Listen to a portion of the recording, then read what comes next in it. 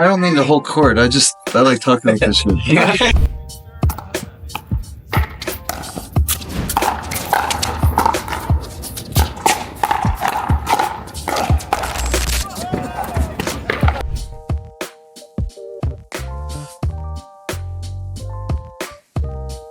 What's up, y'all? BK back here with another instructional video. So over the past week, I've been at the Joola Paddle House. We got to meet Andre Agassi. He's got a new paddle coming out with Joola. We got to test it out and see how it feels. Very interesting shape on this paddle. But what was really the highlight of this experience, Andre Agassi, known for his lethal two-handed backhand, really just stepped up unprompted and just talked to us about how he's changed his technique from tennis to pickleball and what's helped him do that to really nail this two-handed backhand in pickleball and what the differences are between that tennis shot and pickleball shot. So in this video, I'm going to go over what he explained to us and what he's found with the game of pickleball, where he's able to now really nail these two-handed backhands in pickleball compared to tennis. This video is sponsored by GoSport, introducing the Axiom 2.0 backpack, the premier daily pickleball bag. With a convenient back paddle sleeve and a leak-proof vented side pocket for shoes or ball storage, this is the ideal bag for avid pickleballers. The crush-resistant foam-protected external pocket is perfect for storing your phone and other delicate items. A huge main compartment with an optional divider helps you organize all your daily essentials without the clutter of other backpacks. Visit gosport.com and use code BK10 to get 10% off now. In tennis, right, the left hand goes for the ride. The right hand is what really drives the action, because your racket face can be closed, you're going to travel deeper in the strike zone, and you're pulling through it and generating and then finishing with the left. Right, but in pickle, it's like a complete opposite, Complete opposite. Like the right goes for the ride, and the left is the one driving, because it can't sit long on a paddle versus string. So I was like, oh, that makes sense, because I couldn't believe it. The first time I hit a backhand in pickle, I'm going, wow, I'm struggling. It's because I was trying to rip, pulling right. So then I started doing the YouTube thing, and I started saying, how the hell do? And so when they told me, no, the right goes for the ride and the left really does the work. Now, what Andre really started off with is the driving force behind this shot. In tennis, Andre used to use his dominant hand, aka the right hand, for him to really drive and grab the ball before finishing up with the left. So what he did was he used to hold the right hand really tight and use that to really pull in. So when he pulls in this shot, the ball really grabs onto the strings. And right as he grabs onto the strings, now he uses his left hand to really push through and finish the shot on the follow through.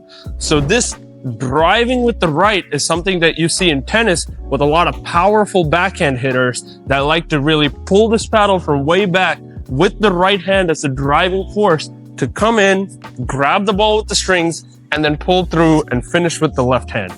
Now, what he explained the difference in pickleball is that this right hand, because there are no strings to grab onto the ball, it's really hard to take a big backswing and grab the ball with the right hand before finishing with the left.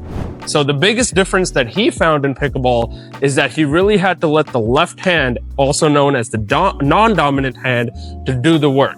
So the non-dominant hand does all the work in pickleball, where you take a shorter backswing and really grip the paddle with your left hand and have this right just sit there kind of along for the ride with the shot, more for stability and balance rather than being the driving force behind the shot.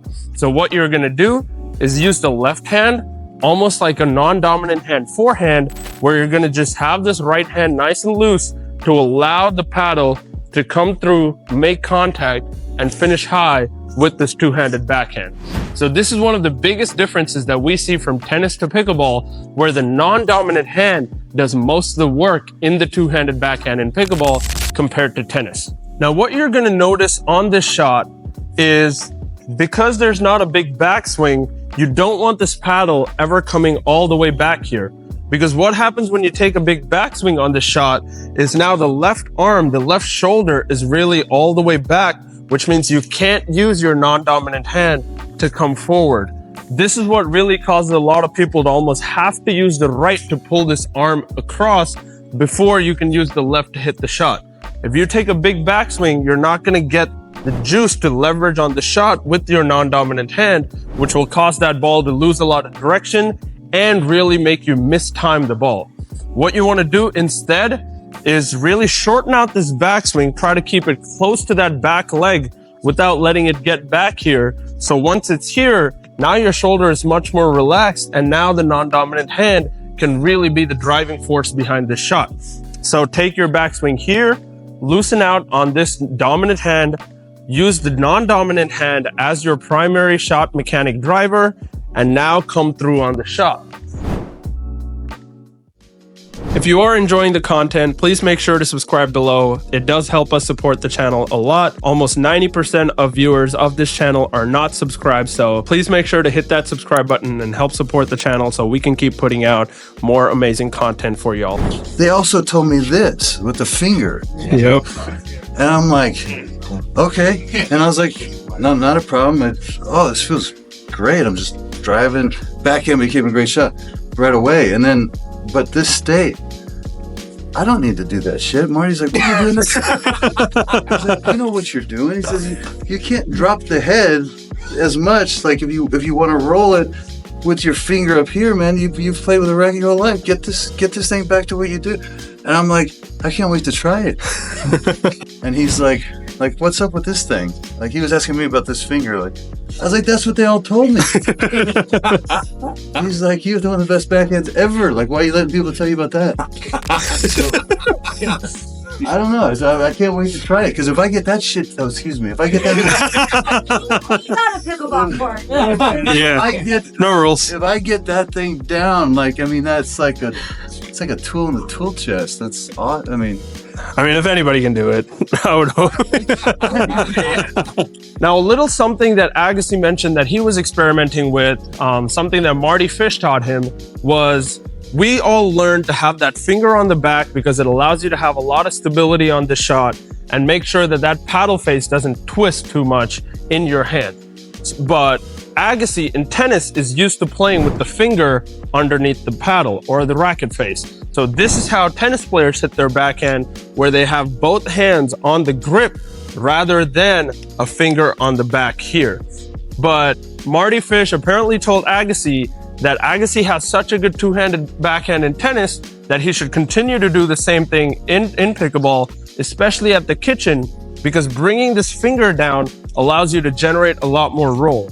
Now, this is more of a very advanced strategy. This is not something that's going to help a lot of people. And honestly, 90 to 95% of all pickleball players should not be attempting this. It's a very hard shot to control and execute. But Agassi has really found a way to generate a lot of spin and control from the kitchen while having this finger below the paddle. Now, there's a couple things that this does for you and a couple things that it also takes away from your game. So you can make the decision of whether or not to experiment with this style of two-handed backhand. Comment below what you think of Agassi's technique. But what he really does now is, because this finger is down, now there's not that extra inhibition with that two-handed backhand, where now the wrist is allowed to fall and the paddle tip is really allowed to come down, allowing you to generate a lot more topspin and a lot more roll for those kitchen dink situations where you're trying to really rip that ball cross court and out. But also what this does is, because now there's no stability, you have to make sure that your timing and your contact point are perfect. If you mistime this ball or miss your contact point on the paddle face, this ball is going to pop straight up, or it might go straight into the net, because it's very hard to control the angle on the paddle face without that finger on the back. What it also does is, because you're now bringing the finger down, there's not enough space on most pickleball handles for you to comfortably have two hands on there without having to move your dominant hand. So if you hold the paddle right here for a forehand and you put the finger on the back, it's much easier to do that without having to change where your right hand is. But once this finger comes down, if you want to feel comfortable, this right hand has to slide down on this paddle so that you could comfortably put that second hand on there without that finger on the back. So this is also something that's going to take away a lot of your forehand hand speed, because if you can hit this shot and then your opponent hits that ball back into the middle into your forehand, now your right hand is not where it normally is, so it's a lot harder to get back into position and then hit that next ball. This is something that Agassi really explained to us, and is something that he's been still trying to experiment with. He hasn't really nailed down whether he likes this technique or not, but he did say he gets a lot more spin and a lot more angles on the ball with this new technique. So try it out and comment below how you felt this shot went, how you felt you did with the shot. I'd be really intrigued to see if this is a technique that helps a lot of pickleball players, and if it's something that we're going to see in the game going forward. Now, if you're looking to get an Agassi paddle for yourself, make sure to use the code BK10 at Joola.com. This paddle is going to come in 3 different tiers: the Champion, the Edge, and the Pro. 3 different tiers, 3 different values. So depending on your price range and what skill level you are, you could really get the shape and experiment with your game style. Especially for tennis players, this sweet spot is much higher on the paddle because of that shape.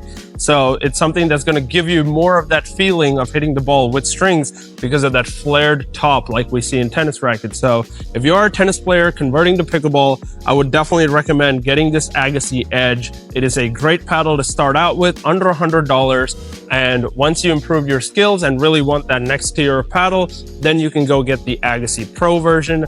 That paddle is going to come out at $280, really marketed towards that pro level game. So make sure to go check that out. Comment below what other videos you'd like to see, and make sure to subscribe to the channel so you don't miss out on any more instructionals. I'll be putting out a lot more instructionals on this channel, as well as the new paddle reviews for the Joola Pro 4s. So make sure to check that out as well. And until next time, see you later.